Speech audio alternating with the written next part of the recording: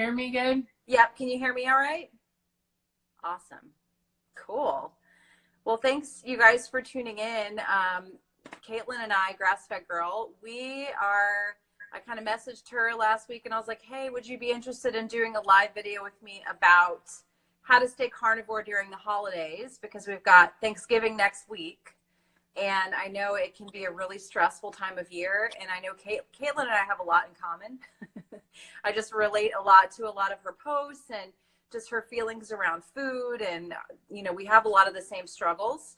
And so I said, let's just do a live, you know, kind of Q&A or video to help encourage people and talk about strategies of staying carnivore during the holidays, which I guess officially kind of starts next week. So, yeah. Well, you could count Halloween, I guess. Yeah, we made it through that. You know what? This Halloween was actually the first Halloween I've ever had that I did not binge on candy. Like, first year. So that was pretty exciting. Yeah. Yeah. Well, I mean, I started a carnivore last October of 2018. So it's a year for me. I just had my carniversary. Yay! And I'll tell you what I did last year was I pretty much, I resigned the treats just to the specific day. So I made because my birthday's also at Christmas. It's not on Christmas, but it's the 19th. So I knew, so I know for one or maybe more of those days, I made like a keto cheesecake and I ate that. So I would say always keep everything sugar-free as best you can on keto. Because I feel like to me, that's still a cheat, but it's still kind of in the realm of, you know, staying a little bit within the rails. You're not going completely. Because with the sugar, there's no breaks, you know. So if you start with anything that, you know, is around, you know, there's endless amounts of stuff that is available, and, you know, it's very emotional time, and your family pushes your buttons. And so if you start on that trail with the sugar, you're toast, you know. And I mean, we've talked about this before. I don't do very well with nuts, so I would even make my cheesecake with no nuts. I just make it in a ramekin, you know. So it was almost carnivore except for the sweetener. But I just knew that I wanted that because to me also, when it's in one little small thing, like that's it, it's over. I'll make like one for each person and that's it, you know. So I mean, that kind of worked for me last year. Also, when it's after dinner, I love decaf coffee, so I drink a lot of decaf coffee just to kind of keep my hands busy. So I didn't have to have that dessert every single time. You know, it wasn't every single get together. It was just on those certain special days, and that kind of kept me from going, but also not feeling so deprived. You know, I mean, if it's my birthday, I don't know. I want to have something, you know. But I would always make it myself, and I'm not going to be able. It's going to hurt my stomach a lot if I do some kind of big nut cake or you know, something. It's going to be really painful, and I think also the next day, because I don't feel as good, I feel ready to get right back on track. You know, I feel like. So if you have it on one day, just have it and then be done, you know, go to the next day and start fresh, because you know that's what you want. Don't let it go for 3 weeks, you know. I think that's a trap that a lot of people kind of fall into. I'm one of those people, you know. My personality, I'm more of an abstainer than a moderator, because I'll have something like my birthday this year. My birthday's in June. So my birthday this year, I kind of was having this discussion with a few people on Instagram, because I put up a story and I was like, I think I want to have a dessert for my birthday. And so many people were like, don't do it. And I'm like, but he only turned 40 once, and I really want to have this, I really want to have this nice dessert. And a lot of people were like, no, don't do it. And I ended up having dessert, and I was okay. But what happened for me is like and my birthday is June 11th. So the whole rest of the month, I was like cheating.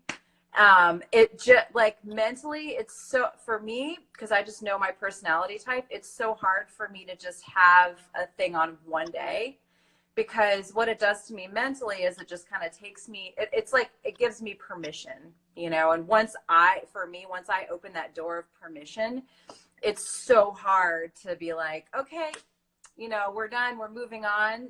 Even if I feel bad, sometimes I'll use like feeling bad as an excuse to just kind of like keep going. So if you and I like what you're saying, like to keep it a keto thing, and not to actually allow sugar. I mean, I wouldn't even consider eating sugar. That's what I did on my birthday. I was like, let me try the chocolate cake and the cheesecake. We got a bunch of desserts, and I was like, let me try all of them. And then I spent a month trying to get back on track. And it was like, I just don't want to put myself in that situation. That's why I'm like, let's strategize. So this year, are you going to do the same thing? Are you going to do like a keto kind of dessert for those holidays, or what are your plans? Well, that's some of the tips I was going to go over. Like, I've already gone and talked to, my dad wants to have a standing rib roast. So I've already gone and talked to them at the store to see when we can get that and everything. So, I know I'm going to have a huge portion of protein and fat in the standing. So that's like a prime rib, basically. So, that's, the meal's already taken care of, basically. That's Thanksgiving. Yeah. I don't know about the rest, but, so that's, first of all, you have to have your, what you're having in mind, and you might need to host it. Like, my sister had a party, a Friendsgiving with some people last week, and she took the whole turkey because she wanted to make sure she had her food, Yeah, she's carnivore too. Yeah. And so you can follow her. Ellen is hangry. Okay. She has lots of tips about brining turkey and stuff. Oh, I need to see that. So she took the turkey, and it was a big hit, and everybody loved it. So, she knew she was going to have her protein, and she made the gravy. And so, you have to have that in mind. You can't just go with no plan. Right. You either you host it, or you bring the meat. Yeah. Or you could say, let's go to a restaurant this year, and that way you could pick the restaurant and order what you want, just get a big steak or something. And then, you got to make sure that you're staying on track with your sleep and your electrolytes. Cause I know if I do fall off the wagon with carnivore, it's because one of those things is messed up. My sleep is messed up, or I'm craving, my electrolytes are messed up. So then I'm craving something that I shouldn't really be craving. So you have to get those nailed down all the time. Yeah, and you just did a great video I watched on your YouTube channel just about electrolytes. I thought that was very helpful. So I'm going to post this on my YouTube. I'll link up to that underneath this video once it's posted, so people can make sure they're really taking care of the electrolytes. I think that's really important.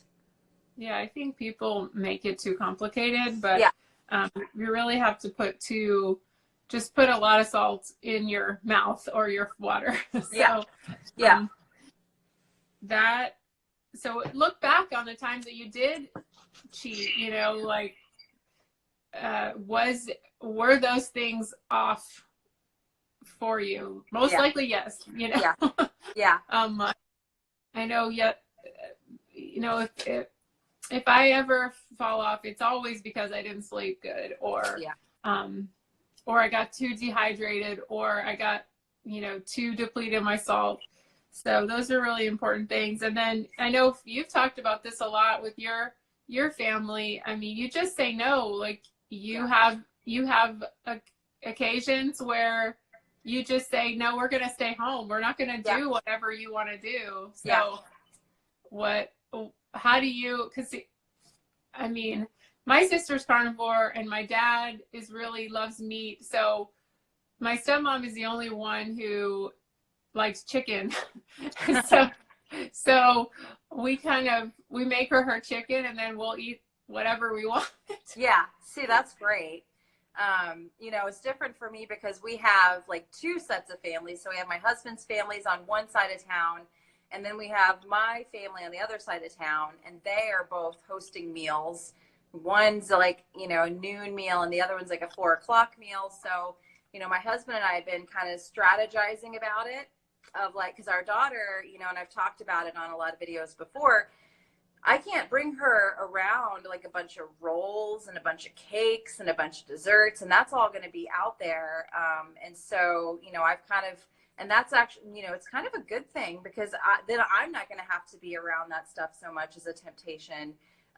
So we've kind of just talked to both families, and we're like, hey, you know, we're going to come in, we're going to visit, we're going to see how Alexis does. If she is really just after all the cakes and desserts and sweets, and like, you know, if we have to leave, we just have to leave, you know, for both. And sorry, we can't sit down and like have this meal with you guys. But for my daughter, like, if, you know, for those of you who don't really know, she's severely autistic, and she really reacts to food, like severe reactions. Like, she gets bread, or she'll get food dyes, or she'll have sugar, and she'll be off for days, like 3 or 4 days.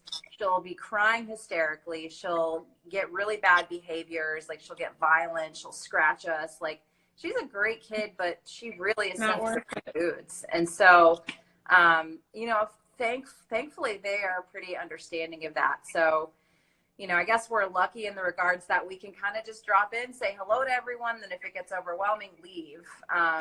So our plans are just to kind of, we're not even really planning on doing a whole ton of eating, just, you know, just visit, make it more about, you know, connecting with everyone as much as we can, and then kind of getting home and doing our own thing. And we've got, you know, we're probably just going to grill some ribeyes and then cook my daughter something. So we have a nice meal that's for us. We're going to get some nice meats, go to the butcher shop and get the good stuff.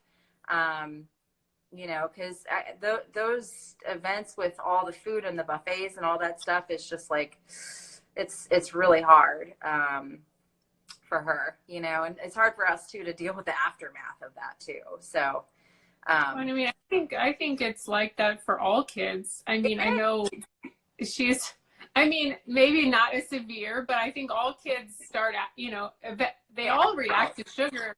They all act out. Yeah, they all, I mean, all kids are affected by food dye. It's just whether we choose to notice it or not. I mean, it's all, you know, if your kid's throwing a tantrum and screaming and, I mean, crying like an hour after they eat sugar, well, there you go. Exactly. Well, that kind of brings up another thought I had was to not make it so much about the food. Yeah. Like in the morning, I know we're doing 2 days because I have a mom and a stepdad, and you know, like, so we're gonna do something on Thursday, and that will be with my mom and my little brother, her son, and my half brother, and so I know for that day we're gonna go on a hike, and I mean, if it's nice, you know, if it's not raining or something, but we won't be so focused around the food. You know, like a lot of people do those fun runs and things like that on Thanksgiving. I mean, I've done that before, but that was when I was doing like my chronic dieting and all that. But, you know, there's things you can do to where it's still family time, but it's not about the food.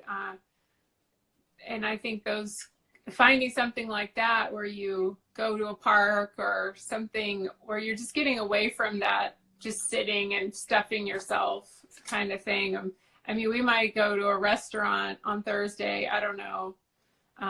But I definitely want to do a hike or something in the morning. Yeah.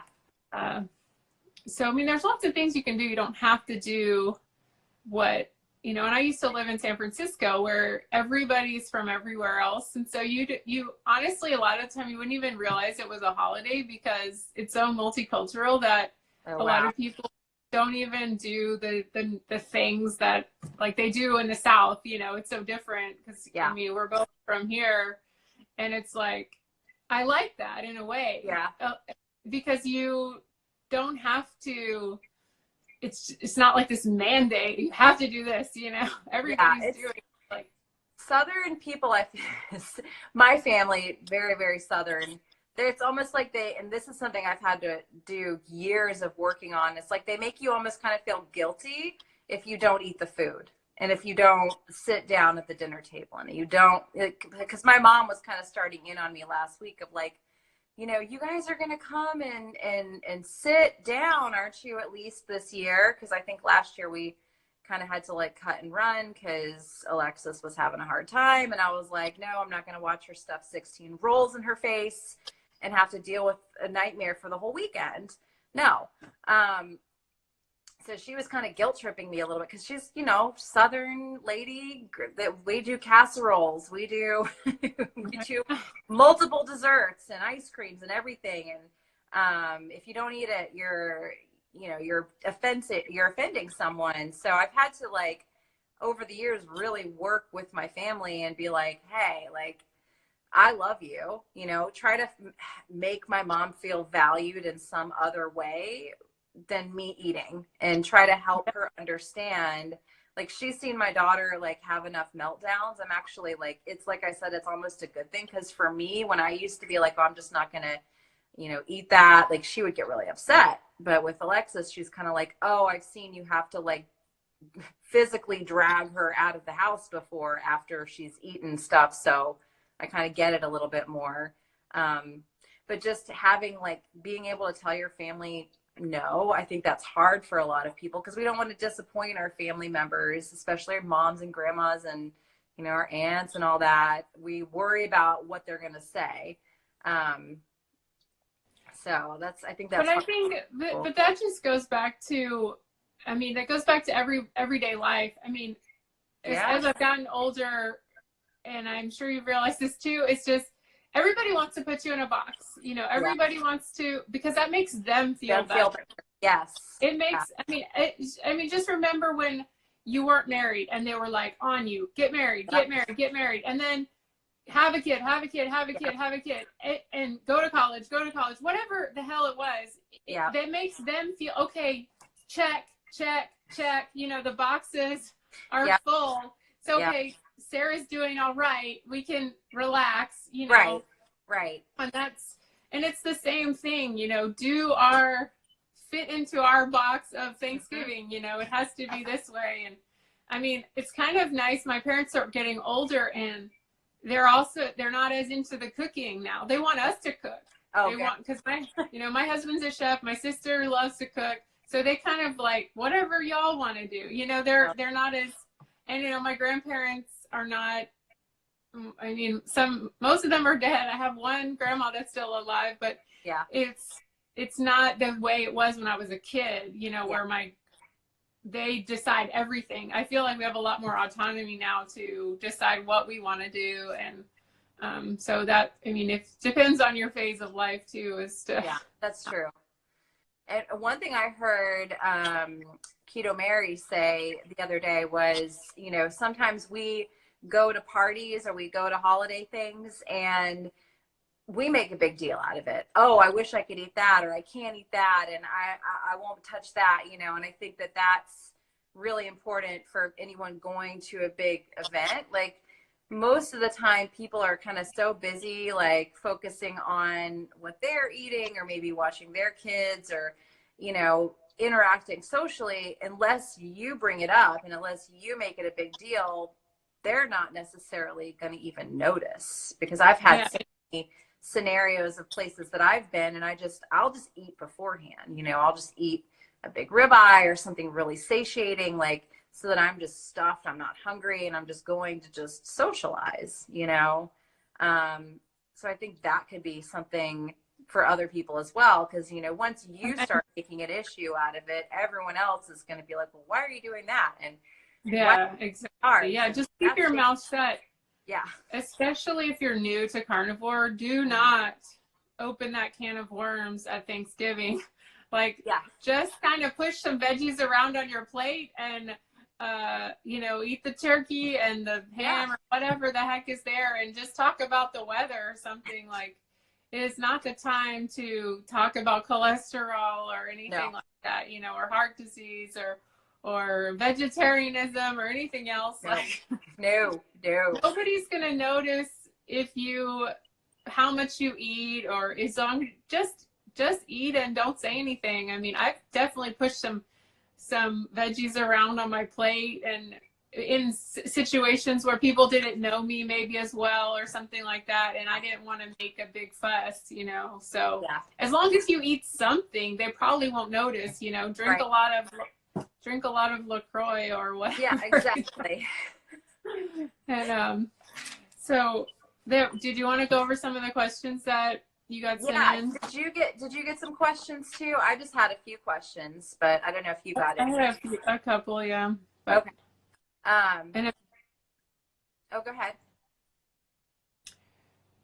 I mean, I don't mind. I think you were saying about the cholesterol one. I mean, I could say a couple things about that too. Okay, yeah, if you wanted to. Yeah, so I guess one of the questions we had a couple like health related questions. So I was like, well, it's not really like, holiday topic, but someone had asked about cholesterol, like what we think about having high cholesterol, if you want to answer that one.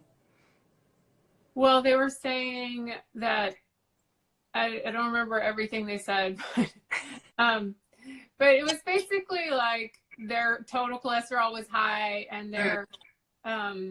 but their LDL was probably high, and then their triglycerides and their HDL was really good. Yeah. Which is a very common pattern.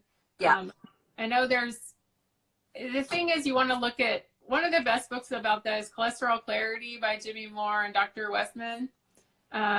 You want to look for the patterns and not just the individual numbers. So definitely, if your triglycerides are good, that's one of your biggest diabetes markers. So if your triglycerides are low, that is really, really good. And cholesterol is a healing substance. A lot of the time when you have really high cholesterol, it's a signal of something else being wrong in your body, a signal of high inflammation. So cholesterol will rush up and be increased to heal up certain parts of your body that are inflamed. So I know for me, one time when my thyroid was really out of whack, my cholesterol was super high. And then as soon as I got my thyroid medication on track, my cholesterol went back to like 200, 250. And also you got to look at, if you look historically, 10 years ago, 20 years ago, the numbers were all higher. Yeah. So as the push towards statin drugs has become more and more, they've lowered the numbers. So people didn't just get sicker, they just lowered the numbers. Yeah. The RDA has changed so many times. It's ridiculous.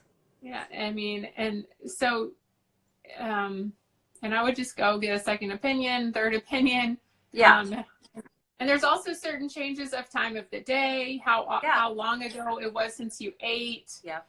If you had a big fatty meal, I think I don't know I can't remember if it's better to fast or not fast, but I know you just don't want to fast over, I think it's like 14 hours. Like the longer that you're fasting, the more that can skew the number. Okay. So if you're doing a longer fast than 14 hours, then definitely you don't want to check those numbers. And definitely, like, if you have a big reading, wait 2 or 3 months, do it again. Because especially if you're new on carnivore and keto the same way, you can get a big change in your numbers at the beginning, and then they level out after a while too. So I mean, the main thing is just don't freak out. But I would freak out if you have like a high A1C, if you have high triglycerides, if your HDL is really low. I don't see how it could be if you're actually keto or carnivore, because you're eating a lot of healthy fat. Right. So just get that book, Cholesterol Clarity, and really do your own research and be your own advocate about that. Yeah. And don't talk about it at Thanksgiving No, dinner. do not bring it up at Thanksgiving. Don't bring up fasting. Don't bring up carnivore. Don't bring up cholesterol. No. Politics. Or politics. Your own. It's for me, talking about food is just as bad as like trying to bring up politics and religion. I'm like, I'm too old for this. I don't want to. Yeah. Yeah. I think one of the other questions was about going to a party and what you would do to prepare for a party and like what you would drink at the party. What do you think? Are you going to any parties, or if you had to theoretically go to a party, what would you do to prepare and what would you drink at the party? Well, I would definitely just try to find as much information as I could about what's gonna happen. And like I said, if you do want to eat there, then definitely bring something like a charcuterie plate or, something like that. So you're definitely going to have something you can eat, because you don't want to get hungry and then be stuck there. Right. And, maybe your ride doesn't want to leave, or, you could get an Uber to Wendy's, I guess. And like you said, eat before. If you think it's going to be just like chips and dip, like eat before, then you don't have to worry about it. Or, if you are a good faster, then fast through it and eat when you get home. Either way, before or after.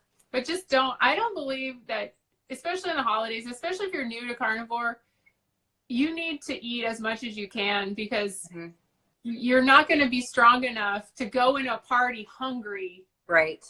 And stare at a bunch of pretzels and whatever the crap that is there and be able to be okay. Because if your blood sugar drops, you're going to start freaking out and you're going to be like, I don't care. And then that could start, like you said, a 3-week binge, you know?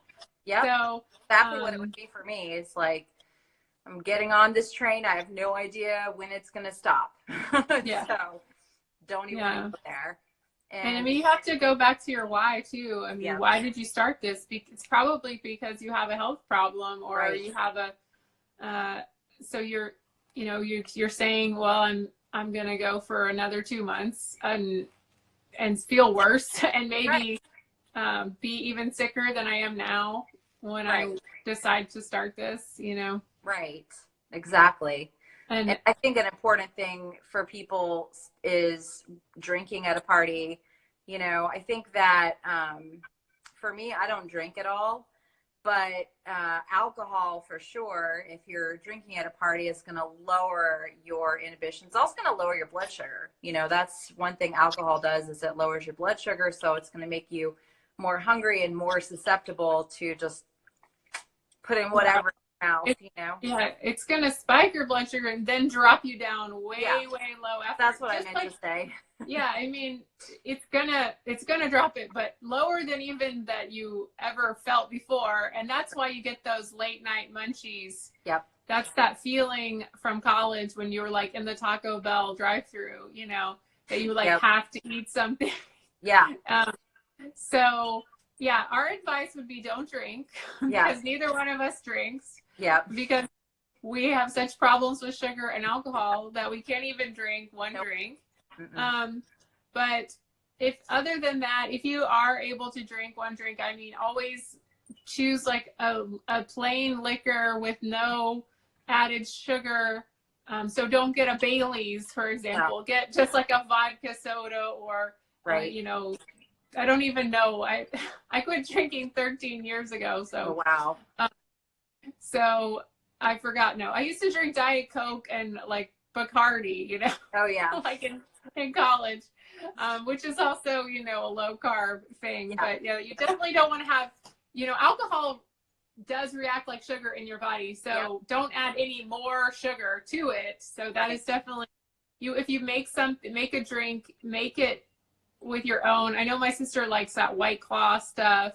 I'm not sure what all that's about, but it's like a seltzer with alcohol added to it. I don't know what it tastes like, but something like that is going to be less detrimental than having a margarita from Chili's, or something like that.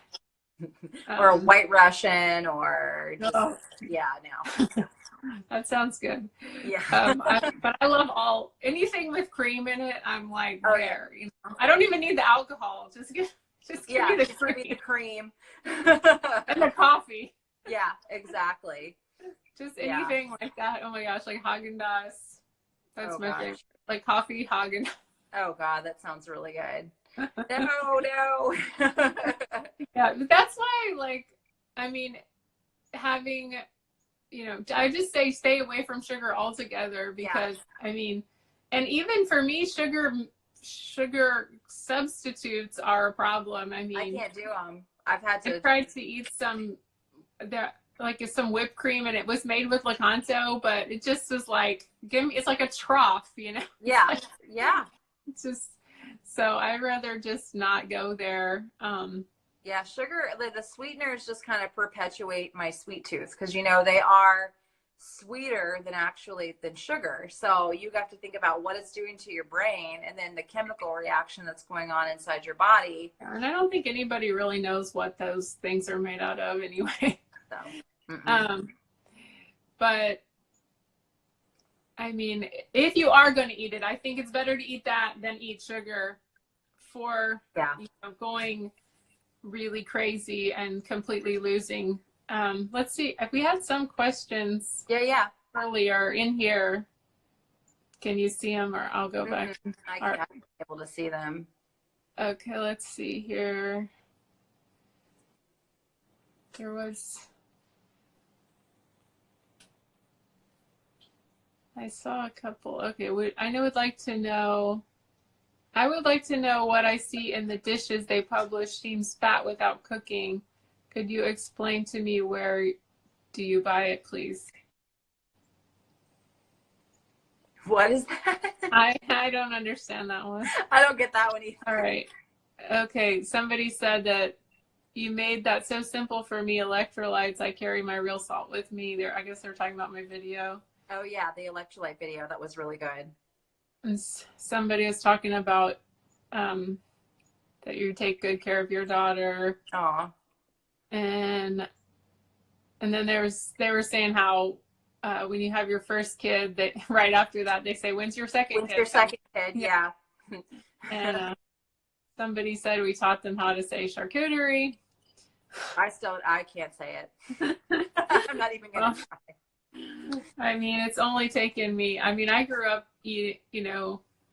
I did not grow up as a foodie, so it's only been since I moved to California, and then learned a lot of things from my husband who went to culinary school. Okay, so. that makes sense because I have no idea how to say that word. I'm not even gonna try. Yeah, his English is the second language, so. Okay. So somebody said not binging. This is a question I got. Not binging when cravings hit. I mean, I think you have to get ahead of the cravings. That's why I get so kind of triggered by all the fasting. Yes. Because I feel like the cravings are going to come when you're fasting. It's starving yourself. Yeah. When the cravings are there, it's because you're hungry. Yeah. So I don't recommend fasting, especially in the first 2, 3, 6 months of carnivore. I think 6 months, honestly, yeah, 6 months at least. Yeah, I mean, when you see people fasting all the time, they've probably been carnivore for a year or more. Yeah. So yeah, Michaela Peterson's fasting, but she didn't start fasting until she was 2 years in, I think. Yeah, I mean, now she's doing it, and Dr. Remka, who you had on your channel as well, she says, when she's clinically working with people, if they've ever had an eating disorder, she almost never tells them to fast ever, unless they really, really, really want to, and then she'll work very closely with them. But I think that's important to look at. If you have a history of disordered eating, maybe fasting is not the best thing for you, just mentally. Because for me, anytime I've gone on a binge, it's because I felt restricted in some way. It's like I'm acting out against feeling restricted, or just really hungry, can't get enough food. And what I've done since I'm doing the Carnivore 75 hard right now with Judy and all those people, so I'm staying strict carnivore for a full 75 days. And, you know, over the weekend, I ended up eating a little too much cheese, you know, but I'm not kicking myself about it, because me eating too much cheese, okay, I'm going to feel like crap for a few days. But if I was to go and eat too much sugar, or sugar period, yeah, I'd feel like crap for days. And then every day I would be craving sugar every single day. Like, I haven't had cheese since I went a little overboard on Saturday. And I'm like, okay, I'm going to just go the next 30 days without cheese. No big deal. It's fine. I'm eating extra meat. You know, I probably ate close to like over 2 pounds of meat yesterday, just to kind of deal with, like, you know, wanting the cheese or whatever. But not, it's different than sugar for me. It's just different, you know, just being satiated. So I think people sometimes feel, and then someone, I was talking about it on my story, someone reached out to me and was like, I think I ate like 3 pounds of meat on Sunday because I was just so hungry. And it's like, good for you. Yeah. That's good. Like, this is progress, you know, rather than going off and eating a bunch of crap, you eat 3 pounds of meat. Good choice, you know. Yeah. Good And choice. that's absolutely, and that's what I do. If I do have a day where I eat something that I really wish I hadn't eaten, which is like either cheese or a keto treat, Yeah. then the next morning, sometimes, usually I don't eat till like 10 or 11, but sometimes I'll eat right off the bat, just to start that right on the right foot, and just fill myself up so much that's like, the thought of you really just can't eat. Physically, you just cannot eat anything else. Yeah. Yeah. And it just puts it out of your mind. Yeah. You want to stay away from that whole idea of like, I have to undo what I just did. And that's a hard one, I think, for people with disordered eating as well, of like, okay, you had too much cheese, or let's say you did have sugar, you know, the next day you're not going to throw yourself into a 72-hour fast, and you're not going to restrict your food. You're just going to eat some meat, you know, eat till you're satisfied, and don't deprive yourself, you know. So I think people, if they do end up, you know, having something on Thanksgiving and they're like, oh man, you know, just the next day, just, you know, I like that eating when you first wake up, because for me, if I've eaten something the day before, I'm really hungry the next day when I wake up. Even if I naturally just usually intermittent fast till 11 or 12 every day, if I've had something off, you know, carnivore the day before, I just wake up the next day hungrier, just because my body's probably flipped into, you know, more of like a glucose burning rather than a fat burning mode. And so I'm just naturally more hungry. So yeah, giving yourself permission to eat, I think, is so, so important.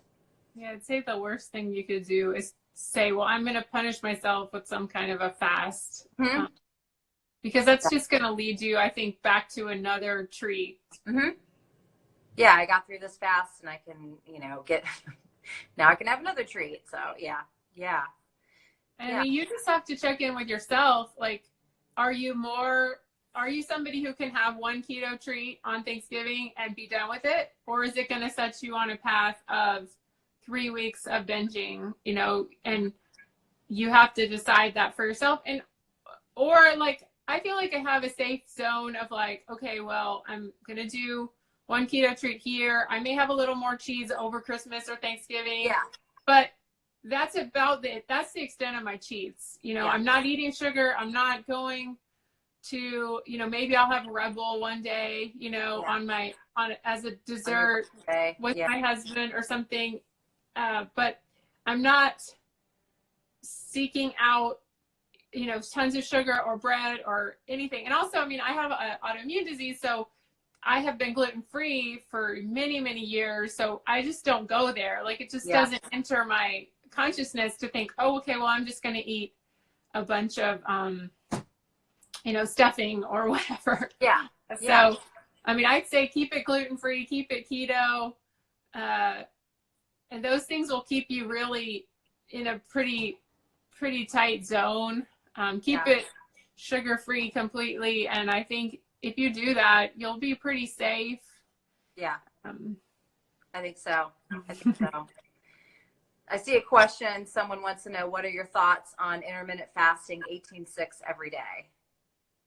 I mean, I don't think of that as a fast. I mean, Yeah. I think as long as it doesn't affect you, like, I don't like, because I usually eat, I like to eat an early dinner, and I like to eat about 11 and about 5 or something, Yeah. or 10 and 5 or something like that. Now, that's what I like to do.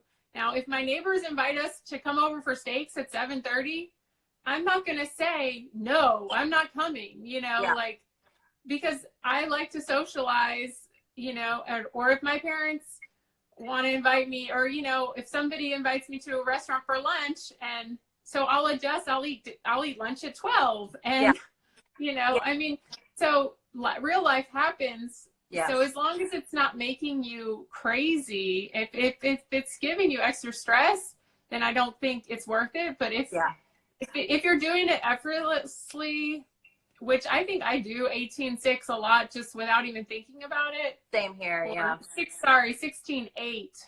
Yeah. 16/8 is, I think, more doable. Yeah.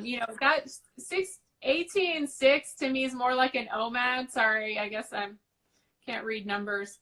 18/6 is more like an OMAD, because I mean, if you eat, how much are you going to be able to eat within 6 hours if you eat a big meal? There's no way you can eat another big meal. So you're basically eating an OMAD. Yeah. So, I mean, it's just, how is it affecting you mentally? Yeah. Like, do you like it? I know, like, our friend our friend Laura, has tried both different ways, and she seems like she likes OMAD better for her lifestyle. For me, I'm much better with the 2 meals, and whether that's it, anywhere in the day, I'm better with that, because it makes me feel less restricted, and just depending on what I'm doing. But if I do OMAD, I get insane, and I get like pissed off, and I eat twice as much, and I'll make myself sick, and it's just not worth it. Yeah. I mean, I'm like, coming from even like yoga teacher, meditation teacher kind of background, the more stressed out you are about like eating window or like what you're eating, the more like stressed out about it you are, the more your body is not going to do well with it, and I'm like Caitlin, I do not like doing an OMAD. I would much rather do a 16/8. I do have those days sometimes where my eating went, like today, it's 2:00. I haven't eaten anything yet. So, and I like to be done eating by 5 or 6, because then my sleep gets affected. So as soon as we jump off here, I'm going to have a ribeye, and then I may have like some ground beef or something, 5 or 6. And that's like a, 3-hour eating window. But I'm somebody who can kind of just do that. It doesn't, I can eat all of that. It doesn't bother me. But I prefer, having a meal at like noon and again at 6, or, I like that, but you have to like make it fit your life so that it's not stressful. And I feel like, for me, I'm somebody who has family. Like, I like to have a little something when they're eating too. Because when I start feeling deprived, or I want to just eat off their plates. And so, the whole thing with the intermittent fasting, I think it should happen naturally. I don't think you should force it. And I think that, you have to let it fit your lifestyle in the least stressful way, and don't get so rigid about it. Cause I've made that mistake of just being super rigid about my eating times, and it's got to be this way. And then I just make everyone else miserable and myself miserable. And then it's like, you're just boosting your cortisol. that's not so good for digestion or metabolism or any of that, So yeah, well, and if your body's breaking down lean muscle because you're so stressed out, then you're just going to be a fatter version of yourself. It's true. Yeah, definitely. Yeah, and so just don't turn down social things. I mean, if it's making you crazy, just don't. I mean, I'm the same way. Like, I want to eat with my husband sometimes. Sometimes we eat together and he wants to eat later. Sometimes he's like, I ate a big lunch, I don't want any dinner, so I'll just eat whenever I want to. It's just, but I don't want to, I don't want to ever say. Yeah. Yeah. I can't do something, you know, because that to me impedes on the social and the quality of life issue, you Yeah. know. Yeah, you want to be happy and live your life. And, you know, that's the whole thing about, you know, what is around this whole conversation about the holidays. It it can be a very enjoyable time of the year. It can be fun to socialize and to do things and, you know, find stuff that you enjoy, looking at Christmas lights or like hiking or being outside or, you know, just music or things that you enjoy. It doesn't have to be all about the food and what time you eat and the desserts and all that stuff. I think that we just place way too much importance on that stuff. And then for people like me, I'm definitely a food addict, sugar addict. It can make me spiral. So my pattern would always be binge on Halloween candy. Okay. And then before you know it, like I've just kind of done what I wanted to, and it's Thanksgiving, you know, and then I blow it out on Thanksgiving. And then it's like, you know, you're snacking here and there, going to parties, and you just, Christmas comes, and then January 1st, you've got 20 pounds to lose. Like every January, it's like, oh, I got to lose 20 pounds. I mean, because that's how quickly I can just gain weight, you know? So part of this for me is like not, and then I don't enjoy the holidays at all because I've gained a bunch of weight and I don't fit into my clothes and I worry what everyone's going to think about me and, oh, they're talking about me or, you know, so what I want for people is just to have a stress-free holiday season, you know, to stop putting all the importance on the food and people pleasing and just like enjoy yourself, you know, and that's going to look different for different people. You know, it could be keto treats here and there. It could be, hey, I'm just going to have a little extra cheese on those days because I love cheese and it's not something that I normally, you know, want to be eating. So, yeah. Yeah. Did you have any other questions on yours or? I mean, mostly it was about just how to handle the sweets and stuff. And Yeah. I feel like we've gone over just don't go in hungry. I think you're going to be a lot stronger. Yeah. And don't try to restrict. I feel like some people on carnivore, they get in that mindset. They're so stuck in that low fat mindset or the low calorie mindset. Mm-hmm. And it's totally, you have to let go of that completely with carnivore. You have to just eat as much as you possibly can in order, because you cannot be, I mean, somebody was asking me the other day, so do I start carnivore with a fast? It's like, no. So I was like, go shopping and eat, you know, that's it. So, you know, same thing with a party. Don't go in there, you know, on fumes. Go in there full and or have a big plate of food in your hand ready to go. Like, then you're going to be a lot stronger and able to make better decisions and, you know, have your salt in your purse and, you know, have lots of water. And I bring LaCroix in my purse just in case, like, they don't have them. I'm like, I just like to sip on something like you with the decaf coffee. I just like to have seltzer water or something to just kind of sip on because it have in your hands, and you don't want to be stuck with there's only like Coca-Cola to drink or something or sweet tea down here, you know. Oh yeah. One or the other. Exactly. So awesome. Yeah. Well, I think that's it, unless you have anything to add to that. I think this was like super helpful conversation for me and hopefully helpful to people who watched. And I'm going to put it on my YouTube and I'll make sure to link your stuff also. Yeah, just stay tuned. My ebook is coming out really soon. It's a 30-day carnivore challenge. Yay. So, do you think that'll be out in time for January or you're not? Oh, yeah. Okay. Oh, yeah. Awesome. In a week or two or something like that. Very cool. All right. Make sure and, you know, subscribe to my channel and all my stuff is Grassfed Girl. So thanks for watching. Yeah, thanks guys. And you've got some cool recipes up on your blog, your newsletter, also some holiday recipes as well. Well, I'm putting some keto recipes for my subscribers at grassfedlist.com. I have a lot of keto recipes, over 600 keto recipes on my blog. Oh, wow. That's awesome. So an awesome resource for you guys that you do want some of those keto holiday things. So Yeah, awesome. I do have some turkey legs that are carnivore that are going out to my newsletter. They're really good. Just the legs, so you can have Ooh, the fatty part. that sounds good. That's all I Yeah. I don't want the breast anymore. I just want the skin and the fat. It's so Yeah. crazy how times have changed for me. Like, give me skin, give me the dark meat. I don't want anything to do with the with the tender Absolutely. like breast meat. No, thank you. Well, thanks so much for having me on, Sarah. Yeah, awesome. Well, have a great Well, day and have an I'll awesome, talk to you awesome soon. Thanksgiving. You too. Happy holidays. All Bye right. bye. Bye.